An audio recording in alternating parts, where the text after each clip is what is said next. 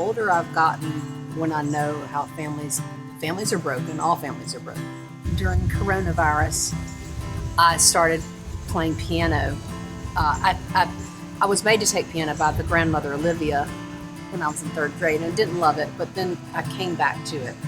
And I felt all these songs coming to me through this childhood piano that were about family and the stories of grandmother and because my grandmother's story affect my parents, and that then affects me. So I have parts of my grandmother literally in me. So it's just, so I don't know if I'm just aware of that. I don't consider myself a storyteller, or I didn't. Maybe I am through songs, but hearing other people's stories, I'm really intrigued by that. I'm moved by it.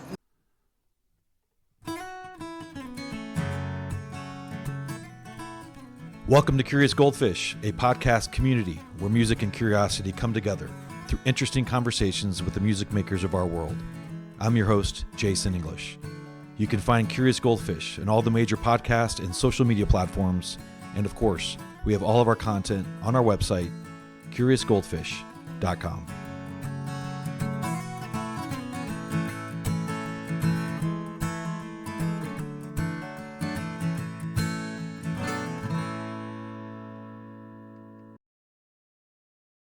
Welcome back to Curious Goldfish. I'm Jason English, and today's conversation is one that feels especially personal for me. I've been listening to Claire Holley for more than 30 years, and her music has woven itself into the soundtrack of my own life. Through her 14 albums, Claire has always had this gift of making the personal universal, of taking the intimate stories of her family and her faith and turning them into songs that make us feel like we all grew up in Mississippi. Her new album, Where I Lived, is another chapter in that story. It's a collection rooted in memory, place, and of course family, and how those we love shape us, stay with us, and continue to inspire us no matter where life takes us. Claire's songs always circle back to that center of gravity, family. It was a real privilege to sit down with her to talk not just about the new record, but about the threads of family and history and the faith that permeate her work, and how those stories continue to guide her songwriting today. She closes out this episode with two songs that, as of 2025, bookend her career. First, a beautiful song called Bluebird from the new album, and then one of my favorites, Night Air, the title track from her first full-length album nearly 30 years ago. Claire's voice is timeless, and I hope you make the time to watch this conversation. Now, from Los Angeles, California, here's Claire Holley. Let's dive in. I can't believe we're here, and I can't believe I'm talking to you. Welcome to Georgia. So good to be here, especially with the kudzu behind me. Oh yeah, it's beautiful. So the new name for this spot is the Fishbowl, because you can kind of see all around. And Curious Goldfish. That's great. Does that make sense, or is that kind of dumb? No, I like it. It made me think of Finding Nemo. It made me think of the aquarium, Yeah. No, it's good. Pixar fan here. Well, welcome back to the Southeast. So this conversation is literally 30 years in the making. Mm-hmm.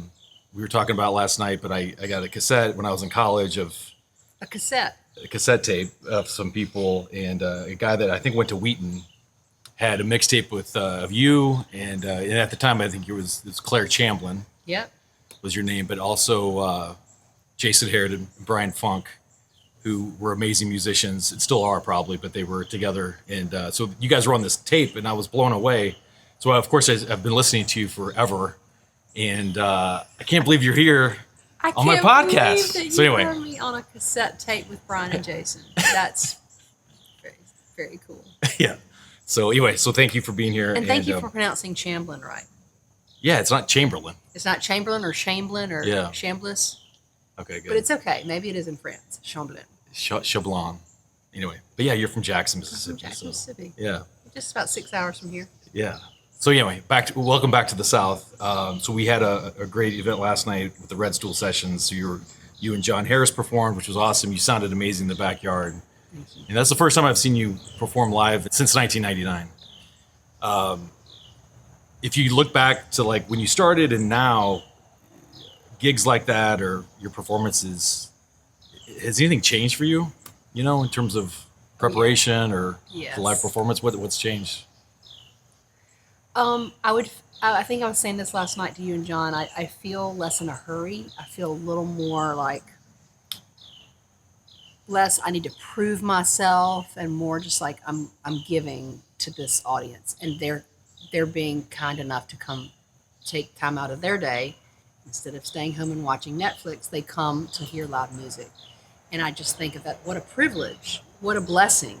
So I'm kind of in awe. I'm a little bit more like, oh my goodness, I get to do this, and I still have the part of me that's like, okay, I gotta get stuff done, and but I feel a little more like at ease.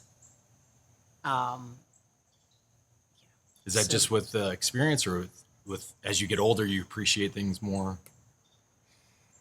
It's probably just just getting through struggle. Yeah. And surrendering, praying through it, having close friends that maybe help me get there. My family keeps me honest. Yeah. That's for sure. Yeah. And I think it's just, I feel better when I'm not rushing to a gig or, like trying to, I would try to write songs right up to the performing date and make sure I had something new to play that day. Oh, wow. And that just, it elevated the kind of pressure that I felt. I was like, guess what? I don't have to do that anymore. Yeah. Maybe I do, but maybe I don't have to. So it's just a lot of things. I do think, I've been doing this 30 years or so. Yeah. And I do think I feel a little more patient with songwriting and when the song reveals itself. Mm-hmm. And so I think, a lot has changed. I mean, I do think it is partly getting older. Yeah. The beauty of getting older. Yeah, the beauty, yeah. Well, what was cool last night, too, was, so it's a house show in the backyard that we do, and there's a core group of people that are here local that sometimes they come, sometimes they don't, but it's a core group. And then, sometimes when the artist performs, they'll bring friends and family. But the people that came to see you, that know you, obviously I've never met because they came to see you, but how grateful are you to have fans that have listened to you for 30 years? Like you. Like me, yeah. But, it's just cool. Incredibly grateful. In all of it, really. Like, yeah. Why? I mean, I'm honored. Yeah. Absolutely. I was to see those fans that knew the deep cuts, yeah. asking for, I hadn't played. I couldn't even remember the song. Yeah. Right. But I will remember. Simple Meals. Simple Meals. Yeah. And what was the other That's one? not even that old. That came out in 2008. I do remember the midway. birthdays of my children and when the albums come out. It's like giving birth. I gave birth to that album and that child, but 2008 I was about to give birth to my son Nate, and I also had this album called Hush come out. Yeah. And that was on there. Okay. Yeah. No, it was cool to see people that are like, okay, I've listened to Claire for 20 years, 15 years, 30 years. Yeah. That's really neat. Because your music is kind of timeless, right? Thank you. I mean, it is. I don't sit down every time and consciously think I need to write a timeless song, but I do think that is would I want to listen to this 15 years from now? Yeah. Will it, my dad used to say, he used to say the Beatles, now Claire, are people going to be listening to the Beatles in 50 years? Will it stand the test of time?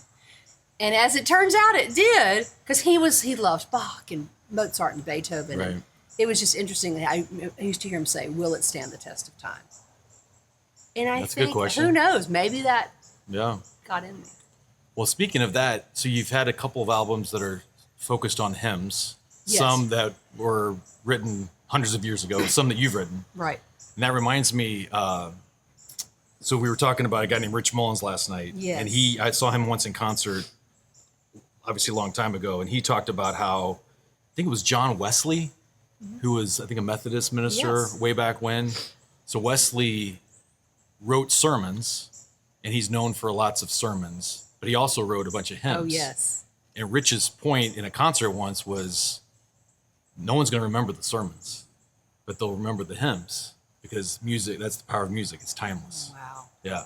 So I think what's cool about the hymns that you've written, like In the Bounty of the Lord, which you sing last night as an example, Fly Away Old Bird. I mean, people could be listening to those 200 years from now. Really? I mean, I think. All right. All right. Right? No. Yeah. Well, I mean, that they could. Yeah. Why not? Yeah. That is pretty cool to think about. Yeah. I wish I could have heard Rich Mullins in concert or met him. I keep hearing good things about him. Yeah, he was. He actually. So you went to Wheaton. He actually has some performances on YouTube at Wheaton that are really good. You know, just he's singing chapel and stuff. But he was one of those things. So you obviously were raised in the church, Presbyterian, Yes. right? So I grew up going to church and stuff, and you know, for better or worse, I listened to a lot of Christian music growing up, and a lot of it obviously is really just bad quality. Rich is one of those guys that played the guitar, piano, hammered dulcimer, mandolin, you know, whatever. And but his songwriting was insane because he sort of illustrated faith in God and the reckless raging fury that they call the love of God. You know, like he's very poetic. So his music, I think, is timeless, even though it's part of that contemporary Christian music sort of scene. Yeah. Anyway, all right. So timelessness of your music and hymns is great. I guess that reminds me, one thing I wanted to ask you about was you're very familial, meaning family is very important. Like last night, you first couple songs were about your different grandmothers. One thing I wanted to ask you is, you know, your father helped put together the first hymn record, and he performed Yes, he on did. Come Thou Fount, right? Right. So that was, whatever, 25 years ago. And then your son now, I've seen on Instagram, he's starting to sing with you, right? So it's like this generational thing. I guess everybody's got family, right? We wouldn't be here without family. Right. But yours seems to cut a little bit deeper. I guess, has it always been like that for you? Even What do you mean it cuts a little deeper? just it's got just very strong ties as it relates to what you do as for a living, which is music. Has that always been the case for you, like even as a child? Even maybe it was, and I wasn't aware of it. I think I began to appreciate family the older I've gotten. When I know how families are broken, all families are broken. But when I know how families can really inflict a lot of pain on us, and I think I also during coronavirus, I started playing piano. I was made to take piano by the grandmother Olivia when I was in third grade, and I didn't love it, but then I came back to it. And I felt all these songs coming to me through this childhood piano that were about family and the stories of grandmother and because my grandmother's story affect my parents, and that then affects me. So I have parts of my grandmother literally in me. I mean, so it's just, so I don't know if I'm just aware of that. I think I don't consider myself a storyteller, or I didn't. Maybe I am through songs, but hearing other people's stories, yours, a person that comes up to me after a show, I'm really intrigued by that. I'm moved by it. I mean, I can get overwhelmed too. Like, oh my gosh, how many stories can I hear in this brain? But my own people, like my grandmother on my mom's side, her name was Virginia. I was named for her, Virginia Clea. But Virginia, the first one, was married to her husband secretly because he was in med school. And there's a picture of them. They would go on these fishing expeditions. And there's a picture of them that I put in a song where they're standing next to these two fish they're as tall as they are. And so songs come out of photographs from. So I could go on, but yeah, I would say it is important. It wasn't like I've got to write about family. Yeah. It was just happened. Yeah. You know, why? Ultimately, artists, songwriters, you just have to write what you're interested in, not what you feel like you have to do. Yeah. When you start doing that, it can get tricky. Yeah. Sometimes you got to do that. I got to write a song. One time somebody said, we need a timeless song for a movie, and I need it in 2 days. Yeah. So we wrote this guy, and I wrote the song, and I actually ended up liking it. It's one of the few. Oh, wow. Yeah. That's called Bluebird. Well, that seems like an impossible task, to be honest. But Yes. Yeah. Write a timeless song. Okay. But when you write with somebody else, that can free it up, and you don't get so in your own head stuck. Well, as a mom, how important is that family connection and honoring the generations before you important to impart? Very. Yeah. Both my parents are dead, and one died in February 7th. My dad in February 7th, 2012. My mom June 3rd, 2013. And on those days, I usually try to put up their photograph and a candle, and I have my family like, let's remember, tell stories, and because I do that on their birthday and their death day. They're like, I think we've told the same stories, Mom. I don't know if I have any more.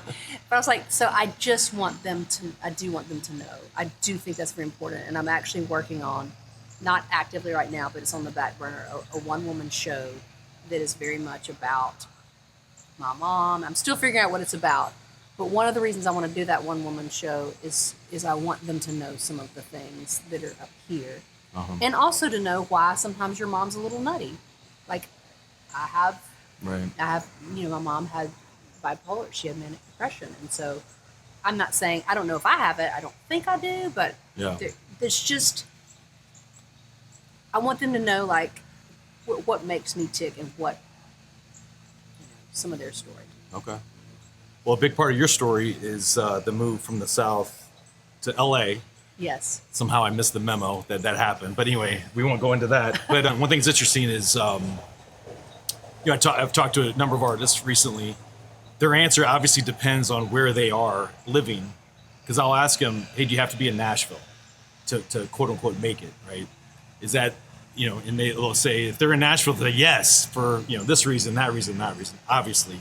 But then I'll talk to somebody from Fort Worth or Muscle Shoals or whatever. And, they're like, well, I'll go to Nashville and get, and do what I need to do. But it's actually better for me to be outside of Nashville, right? So you had a decision to make. It was either Nashville or where you ended up, Los Angeles. So like looking back, I mean, one, did you make the right decision? And two, what do you think you would have not had experience and had the honor or the joy of experiencing if you had gone to Nashville instead of where you are? Did you know that I wanted to move to Nashville because of what I said last night? Well, no, that was news to me too. Yeah. Yeah. Around 2002, 2003, my husband and I were going to be moving out of North Carolina. We knew we wanted to do that. And we thought we were going to go to Nashville. We wanted a place to live, or tried to find a place to live. And we were very broke at the time. And we did not have the option to buy anything. And we just didn't have a peace about it. And so ended up moving to Los Angeles kind of on a whim. Really very dumb. We had we got there so broke. But anyway, so I don't really understand it, but I am glad we did it. And I don't really think like, ooh, what if I had gone? I really don't even think like that. Yeah. It's not over. I might still get to Nashville. Yeah, I mean, my second son's about to graduate from high school in a year. And who knows after that? Yeah. I think we're open to potentially moving, but we've really enjoyed Los Angeles for almost 22 years. So I do think LA it is definitely more of the entertainment industry town, whereas Nashville is more probably songwriting industry. I sort of like being in a town where it's not all about songwriting. Yeah. I feel like, first of all, I really enjoy writing songs when I've had the privilege to do that, to write a song for a movie. I like that. I like being a songwriter in a movie town. Okay. But I don't know what it'd be like to be a songwriter in a songwriter town. Yeah. Might be really great. I certainly like some of my friends in Nashville, and I like going there, but yeah, I don't feel like I'm missing out. I'm sure I am, but it's just I really don't even kind of think about it like that. Yeah. It's just like, well, this is kind of how it is. And I do think, to your question, I think you can be in little Mentone, Alabama. I think Pierce Pettis lived there at one time. Like, you can be in these little towns and be a completely wonderful artist. You might need to, maybe you have a publicist, or maybe you don't even want to be famous. You just want to do your art. I think if you're not worried about like the people knowing about you, and you just want to make art. I mean, look at Georgia Keith. Where'd she go? And in fact, there's a story my husband told me about William Faulkner. He was in LA, and he said he was in the studio or something. And he said, "Listen, can I go home to write?" And they said, sure. And he meant home to Mississippi. So, you know what I mean? So I think I missed the memo about you moving to LA. I don't know how that happened, but there's a lot of artists that I talk to on this podcast that, and again, it depends on where they're from and where they live, on whether you actually need to live in Nashville to quote unquote make it in music, or if you could live somewhere else, right? So I've talked to people that are in Nashville and they said, yes, for these 5 reasons, it's important that I'm in Nashville, right? And then for other people that could be in Atlanta or Fort Worth, it's like, now, I'll go to Nashville, but I can do my own thing here. Mm-hmm. So you lived there, you've lived in LA now 20 years ago, but at the time you actually made a decision, LA over Nashville. Mm-hmm. So I guess any regrets? And then are there experiences that you think now that you've been in LA that you wouldn't have experienced had you made the decision to go to Nashville? Yeah, you heard me say last night that my husband and I tell people that LA was our compromise between Nashville and Spain. And guess who wanted to go to Spain? My husband. And we were really serious about moving to Nashville. It seemed very logical to me. It's so centralized. You can go so many places from there. Obviously, all the community of songwriters and work. And we went and visited and looked for a place to rent. Couldn't buy at the time. And we just didn't have a peace about it. And around that time, I had gone out to Los Angeles to play some shows, and we had some very close friends there. And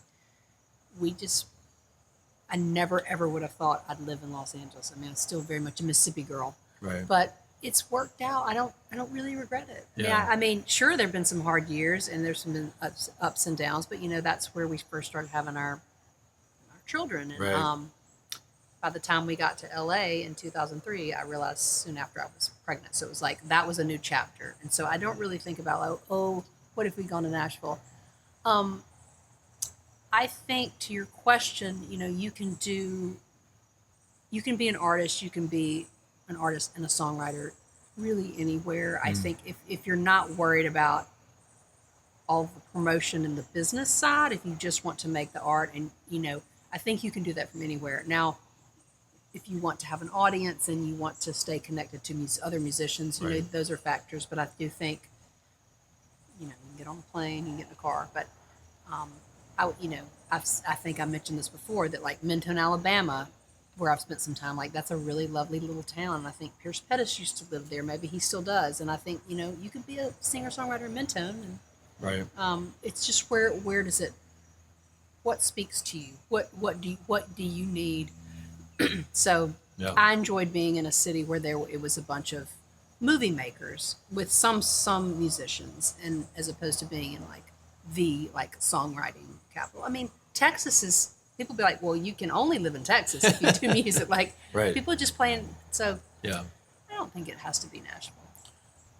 Well, so I think if you were in Nashville, I mean, maybe there's opportunities to do this, but you've had a ton of success composing for, you mentioned movies, I think some television shows, I think even theater, like musical theater and ballet maybe too as well. I've written more for some theater productions. I haven't written for television shows very much. I mean, some of my songs have been put in television shows. Yeah. I have had an opportunity to write a song for the end credits of a couple of films, very, very small indie films. Right. But I love that. I Yeah. feel like one of the things that I was born to do was to sing harmony and to write for songs for movies. I mean, I know that's crazy because I don't really do it, but I do feel like that's something I love, where you just need one song to elevate a moment. So, well, LA's perfect then. Yeah. It's worked out. And I think you've said you're open to coming possibly back to Nashville or going to Nashville at some point, right? Based on life. We could, it's not all said and done. I think we could end up in Tennessee. We have family in the Nashville area, and it's obviously closer to my Mississippi people, and right. I've got family now in Birmingham, so right. it makes some sense. Right. So being in Los Angeles, fortunately, you haven't lost your accent. That is a fortunate thing. Yeah, fortunate. I don't know how many Presbyterians there are in LA, but how has the move to the West enhanced or maybe impacted your faith, right? Like it's that, because I know the South, obviously, it's a thing for many people. The Bible Belt. I don't think of LA as sort of a breeding ground for a lot of, a focus on church and faith, but how has that impacted you? I would say in a lot of ways for the better, in that it's not necessarily the culturally cool thing to do to go to church. Now it depends on the town. Like certain towns like Orange County, it might be more it might be more accepted, like this being going to church. So when we first got there, we started going to an Episcopal church that in Beverly Hills of all things. And just because people said it was a good place to go, and we enjoyed it, and it was a bit of a drive, but we ended up meeting a lot of people that we're still in touch with at that church. We've since gone to another Episcopal church, but I feel like I do have we love our church. Okay. It's called St. Martin in the Fields in Winnetka, California. Gabby Ferrer is the head guy there, and his wife Debbie Boone. We sing together. Oh my gosh! So I mean, like, that's awesome. I feel really blessed to have a good faith community there. Yeah. But yeah, I mean, the emphasis, I think this is also true in other parts of the country, but there is a lot of emphasis on like your image. Mm-hmm. Like it is the place where people get behind the camera a lot or want to look young for this or that. Like I do think that has affected me, but I try to not let that be my dominating, voice. How'd you end up at Wheaton from Jackson, Mississippi, when you chose that for college? Because my youth director at church had gone there, Okay. and he played guitar. And I don't know. He I think he recommended it. And my dad had gone there all 4 years. My mom went for 1 year. Oh, okay. My parents didn't meet there. My mom went for 1 year and then had to move back closer to home after her dad died. But so it was on my radar, and I went there and visited and found like it was it was just my place. I didn't apply anywhere else. I mean, cool. Kids these days, they apply to 20. I applied to one, and I got waitlisted. I mean, I barely got into Wheaton. So, but no, I'm very glad I went. I have so many friends from that time, including talked about Brian and Jason. On the cassette. Yeah. But anyway, that's how I heard about it. I was really lonely my first year. I just want to say, freshman year was hard. I felt like a bit of a fish out of water, and the accent stands out. So I didn't sound like I was from the Midwest or anything like that. So that's how. Okay. Did you write? So your first album, it's called Night Air. Right. But by cassette. The cassette. I had a cassette called Watching from the Window with 6 songs. Not all of them were very good. Yeah. But Did you write any of that, or did you write any of the songs from Night Air when you were at Wheaton, or did that come later? I think that all came later. Yeah. In fact, the very first cassette, Dave Houck was the guy that produced it. And he said, "You need to be writing some songs." I'm like, what? I was more of a singer at that time. I mean, I hadn't really, the first song I wrote was my sophomore year of college. And then I wrote one for my senior year. But I was not one of these people that like had all these lyrics flowing out of them and stories. I was really a singer first. And I just had to and I played guitar. So I was like, well, it makes sense. Yeah. Write a song. You play guitar. I was just trying to cover like Cowboy Junkies and 10,000 Maniacs and Tracy Chapman and try to sound like them. So writing a song was kind of a new adventure. And it took me a minute. Yeah. So no, in fact, a lot of those songs on that cassette were kind of rushed. not the way I pretend to write now, like I'm more like patient. Yeah. Okay. Well, we're going to talk about a new album that's coming, which is awesome because it's been a few years. But if you look back from Night Air to this one and everything in between, I know they're all probably your children. I think you said that earlier. Is there one that's like, okay, that's Claire Holley, or is Claire Holley different in 2000 versus 2008 versus 2020? Obviously life changes, but Like, what's the one album that's like, okay, that's the best representation of me as an artist? Time in the Middle.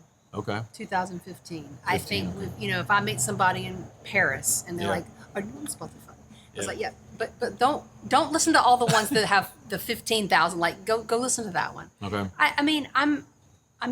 I guess I just have a special place in my heart for that album.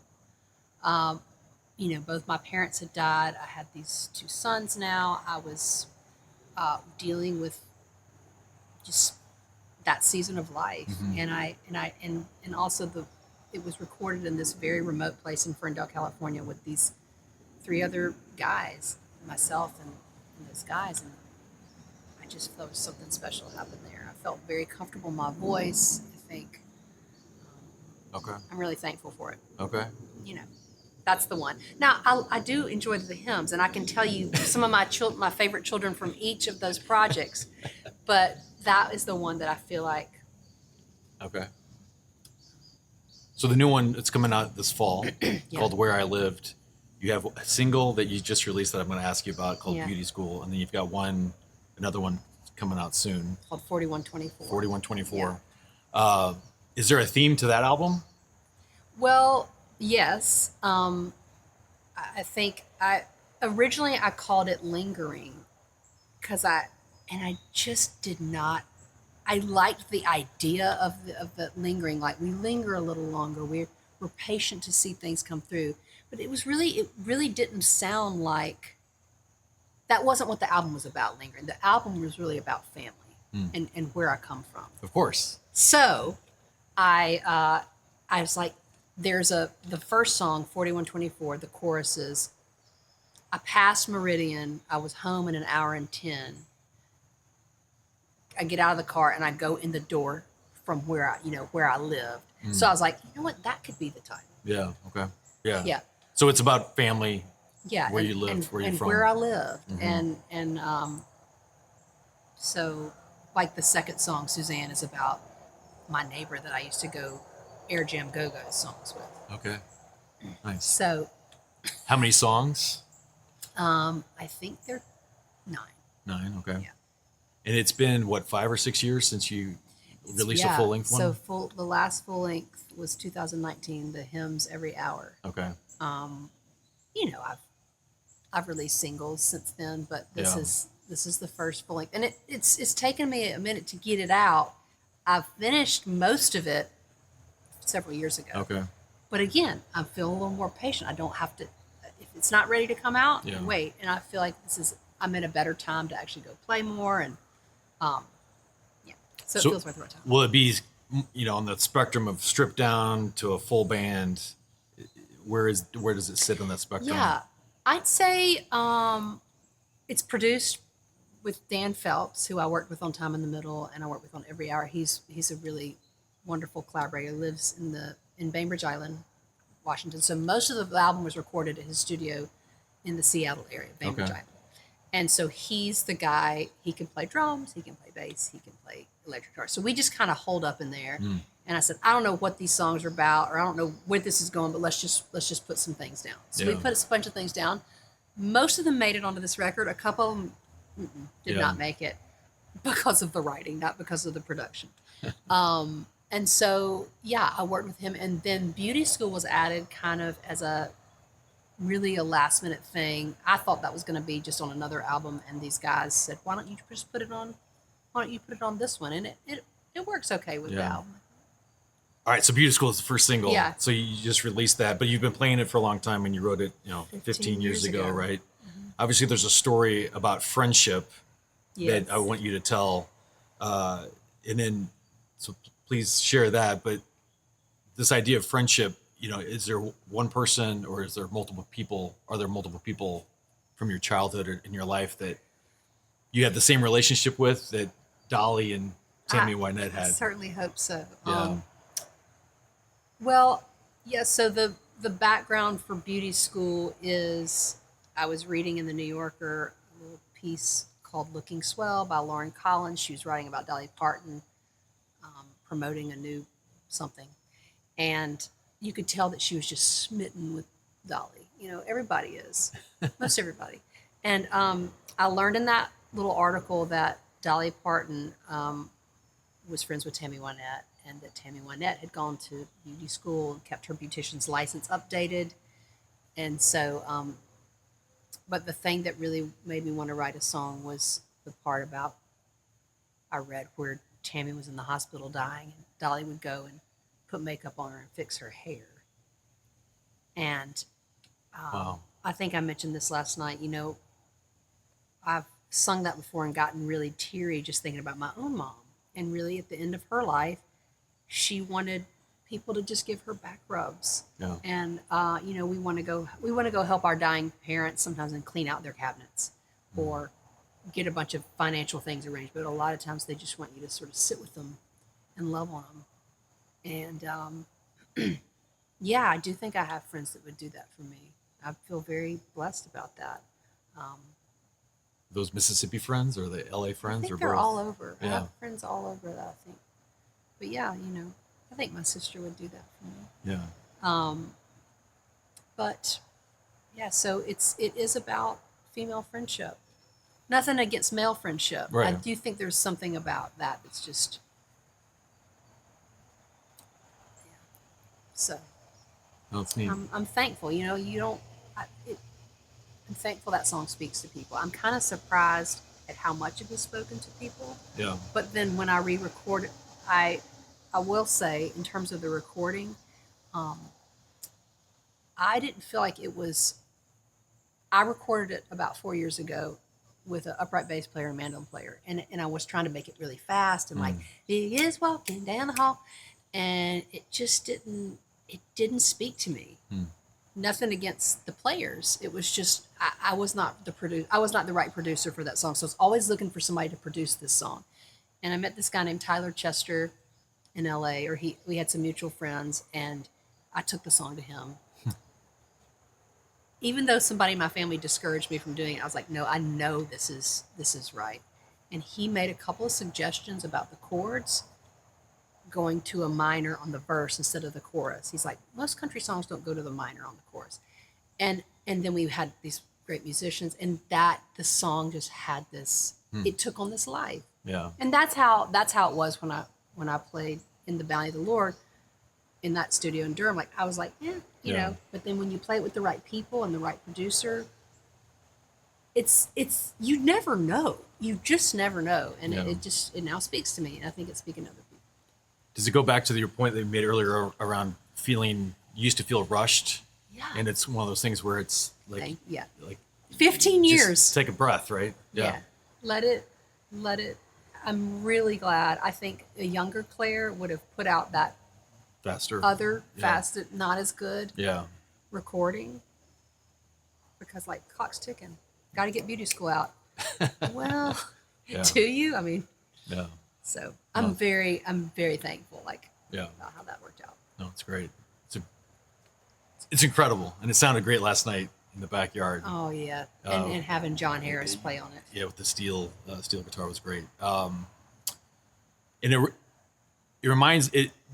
I don't know what it reminded me, but it does take me back though, because I asked about the stripped down versus the full production. Like, I'm always someone, and it's not just you. I'm always someone that I just love a person in the guitar. Do you? Yeah, and I liked last night where you're accompanied. The full production, I think I get it, from a production standpoint, and maybe it's more commercial, but I think sometimes it dilutes the performer. But anyway, it reminded me of some of the songs from Night Air, just in terms of the sound and the feeling. And by the way, Night Air. So Night Air's the album. There's a song called Night Air, which is just really sweet, and I've again listened to that for so many times for so many years. Did you wrote that with your future husband, or were you all married? We were not married at the time. Not married, okay. I, in fact, on maybe our first date, I made him buy my cassette tape. He's like, can I get your cassette? I was like, that would be $5. Or I gave him I think I charged $8 and I gave him like $3 off. It was so funny. Hilarious. But yes, I was living in Chicago. He was living in St. Louis in grad school at WashU. I was in Chicago recording and trying to sing some jingles.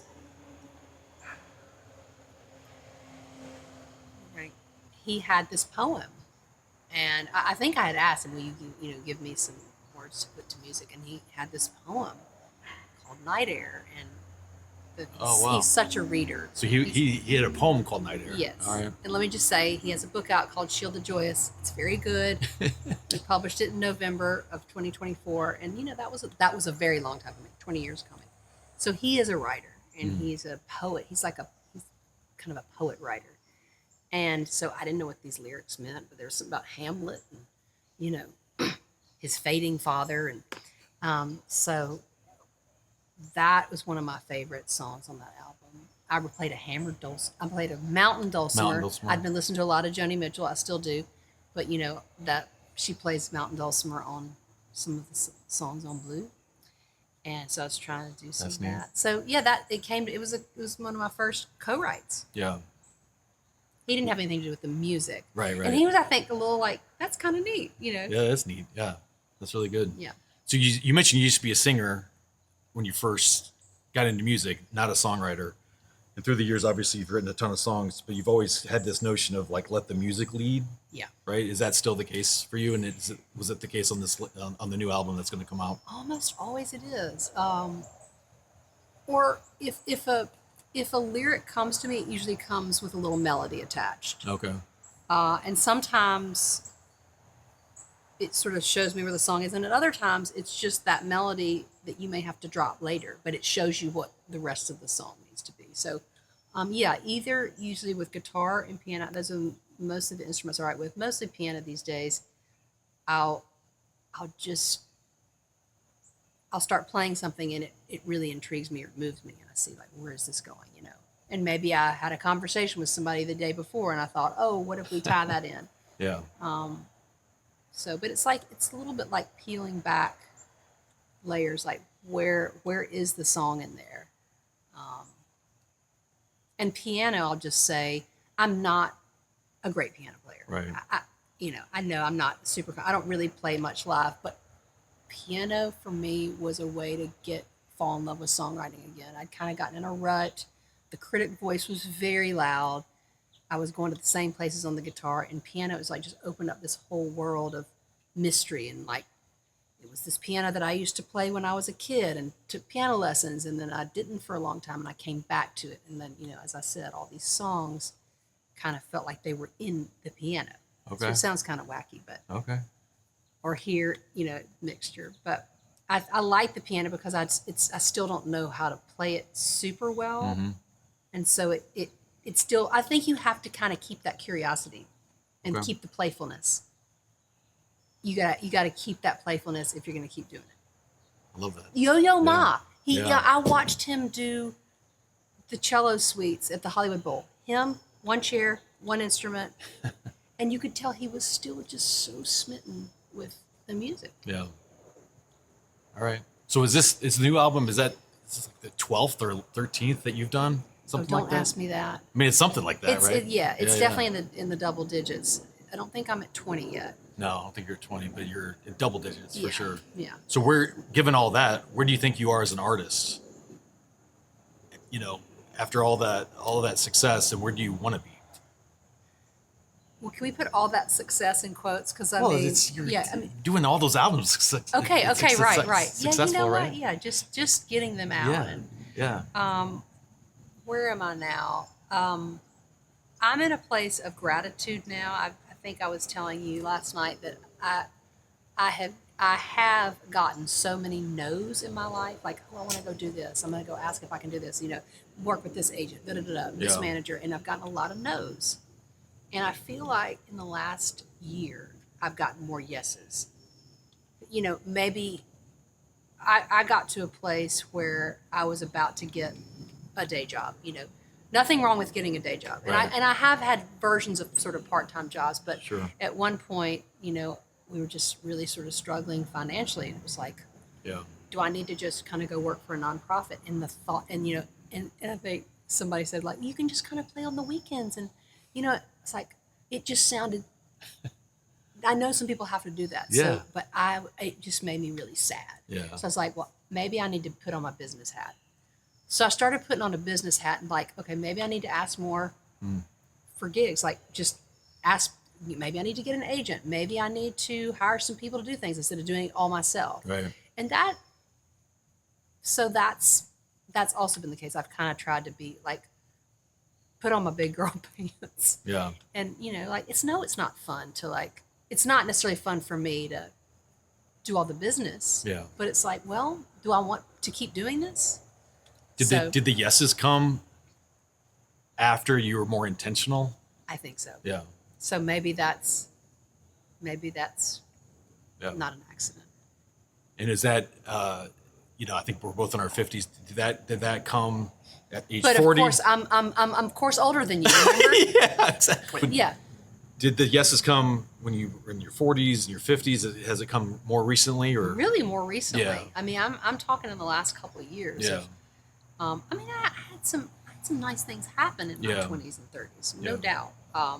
I got signed to an indie label, Yeah. for a few years, and enjoyed that. But just there was this period in my 40s and early 50s where I was like taking stock of things, like, okay, maybe it's a call to midlife. I don't even like to say midlife crisis. It was Yeah. just more like, do I want to keep doing this? If so, how can I do it better? How can I stay interested and make people want to come hear it? Yeah.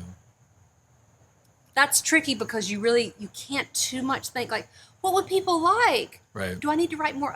Like, it's not necessarily writing a faster song. I Yeah. got that a lot when I was younger. Like, Yeah.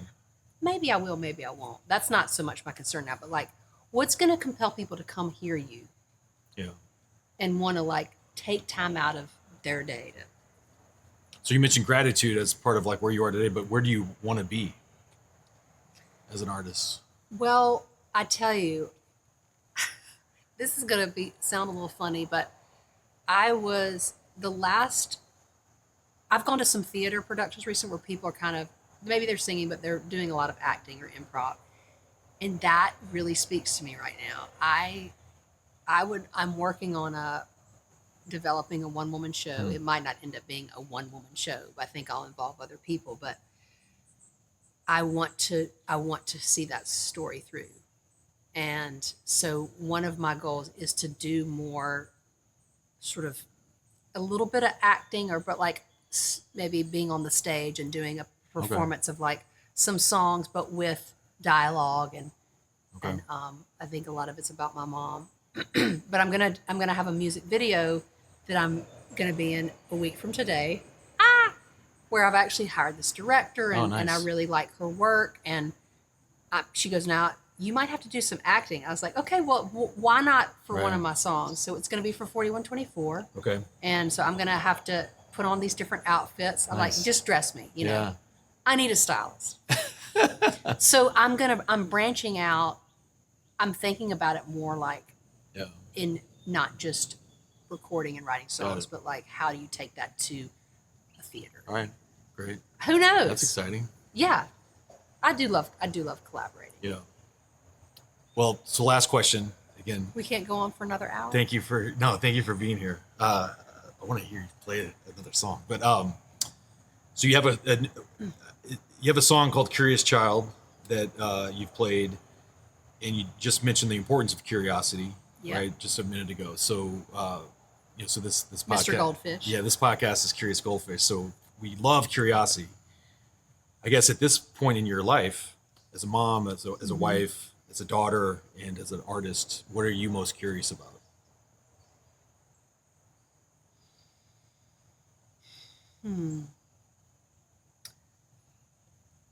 I think I'll get to that question, answering that. But what comes to mind is like one of my bucket lists is to learn Spanish.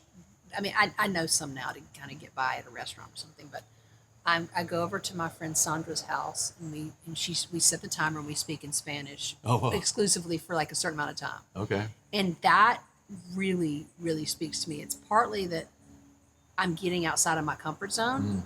So I think curiosity to kind of expand myself and maybe go to other countries and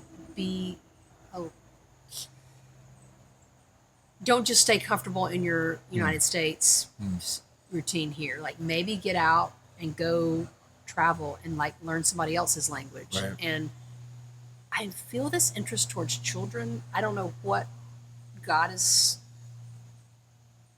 drawing me to, and I don't say that lightly, but I have had these interactions with children recently, and I think like, do I need to do something with that? I mean, obviously I've been around students. I used to be a part-time musician at this school in Hollywood, and I liked it much better than I thought I would. And those were mostly like, 12 to 18. But I just think like children are very vulnerable, and well, we're all vulnerable. We're all just big children. But I just think if I could somehow help kids through music or help people in trauma through music, I don't know if that's a curiosity. Maybe that is, but like helping people who have been through really hard stuff. Yes, which is all of us, but some people more intensely than others. Sure. For instance, right now, I was in Texas when all of the flooding happened on July 4th. I was not in the flooding, but I saw, and we were close to some of those camps that really were hurt. And I'm trying to write a song from the perspective of somebody who's lost a child in that. Now that's, I haven't had that happen to me. Yeah. I want to tread softly and lightly, but I think that's important to write those songs too. Like, what is the person who's lost his faith? What is the person who's who is angry at the world, at God, and like, why did this happen to me? Like, what would that song sound like? I don't know if those are curiosities, but those are just where my mind goes. No, it's wonderful.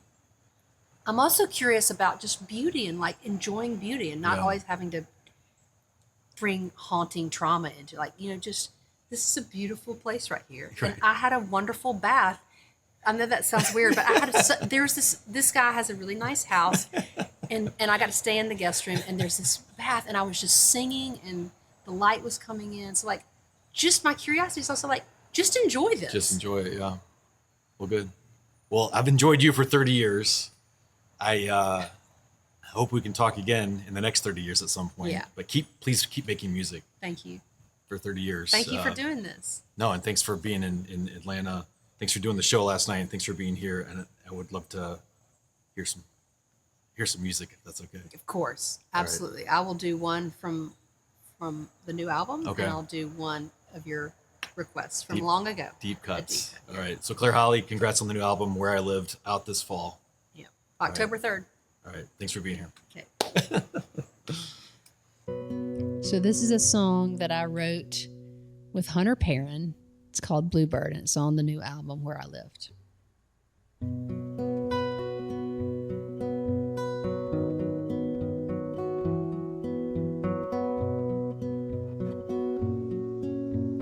Bluebird, what are you singing? Have you lost your love to the wind? Tell me your story, I'll listen, I'll lean in. I've got time to linger now, for the love I had is other worlds bound. Ooh, bluebird, I feel you. One day happy, the next one blue. The love that I once knew is gone. So bird, you keep on singing your blue song.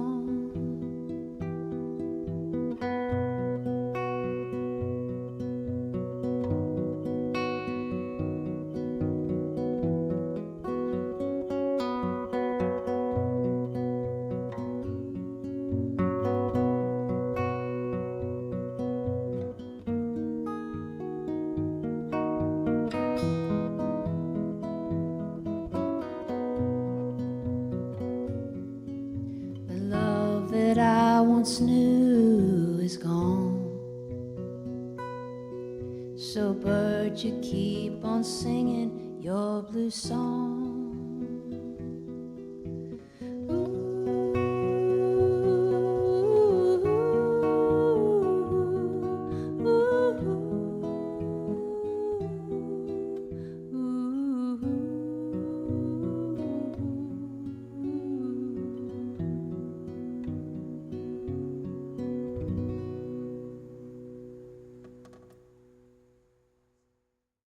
This is Night Air.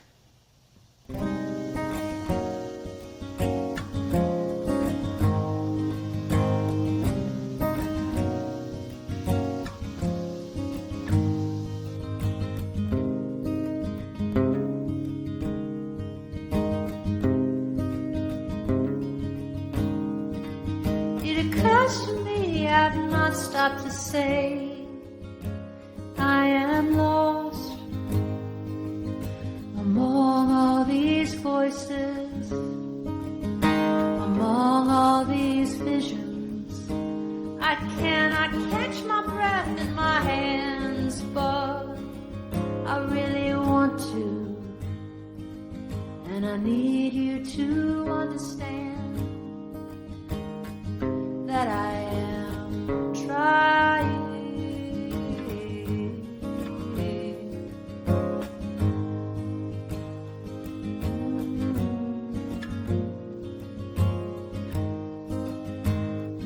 So night air, rub me warmly. Now I know I am a man whose fingers have ends, and I will die and the sky will stay closed when that happens. Ooh, when that happens. So touch me and help me touch things.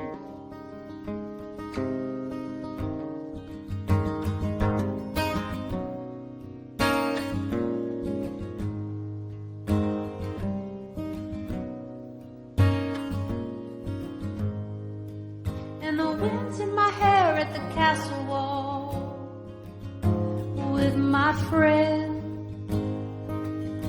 Hamlet and his fading father.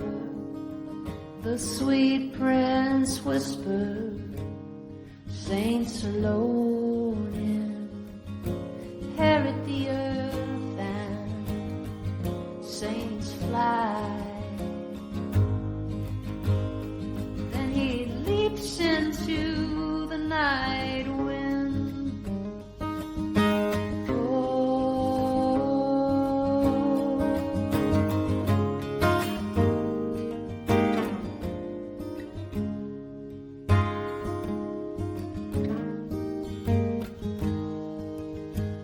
So night and rub me warmly.